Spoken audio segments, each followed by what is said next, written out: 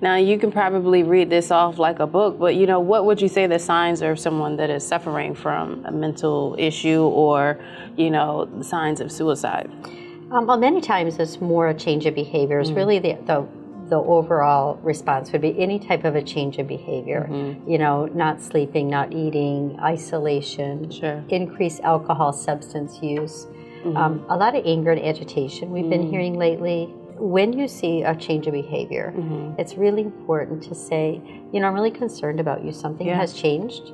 And I know when other people have had this behavior or started drinking more, they have thoughts of suicide. And I'm wondering if those thoughts have been on your mind. Yeah, for sure. It's just, if someone was having a heart attack, right, and you're trained in CPR, you'd be like, I notice you're sweating. You're kind of, right? So you tell them what you notice, and then you ask. Now, as much as you're willing to share, to go back to your own personal story, did you notice those signs with your brother at all, or did your family? In hindsight. So in death to suicide, oftentimes we say, it's a lot clearer in hindsight than when you're living it. Now, how does it feel for you knowing that, you've helped so many people throughout these years in being one of the main organizations right here in the state of Michigan? Sometimes it's a lot of pressure. I get that call, I'm like, oh, I know you can help me. My friend said that you helped her. And I'm like, well, I helped your friend help herself. Yeah.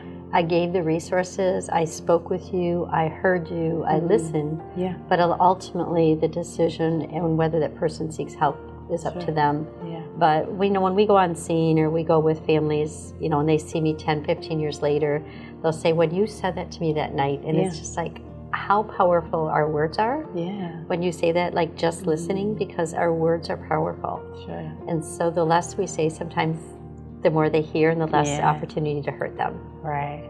Well, Barb, thank you so much. Was there anything else that you wanted to share in reference to your organization? Sure. We're doing 3 more events, November 17th and 18th. We're bringing Kevin Berthia and Kevin Briggs in from California. Kevin Briggs was the keeper of the Golden Gate Bridge. Kevin Berthia was a gentleman standing on the ledge. And they're going to come to us in their lived experience. So one is going to be for healthcare providers. One is going to be for first responders, and then for our families who've been impacted by suicide.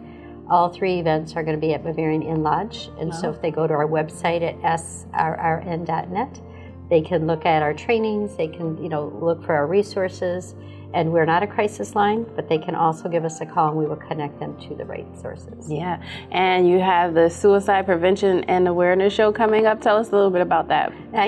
So we have the concert going on at the Vault on November 10th. Yeah. And we have groups of people that you already heard from Chris, who will be just playing some music, playing some jams, and all the profits are coming to our network to help us host these big events, bring in speakers, and to provide trainings and outreach. So we just want to say, come out, enjoy the show, be part of this event. It's going to be lots of fun.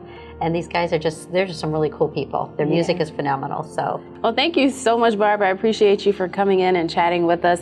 Now, Focus on 5 will be back shortly. We're going to get to meet the band and themselves, Redburn, when we come back. So stick around. You don't want to miss it.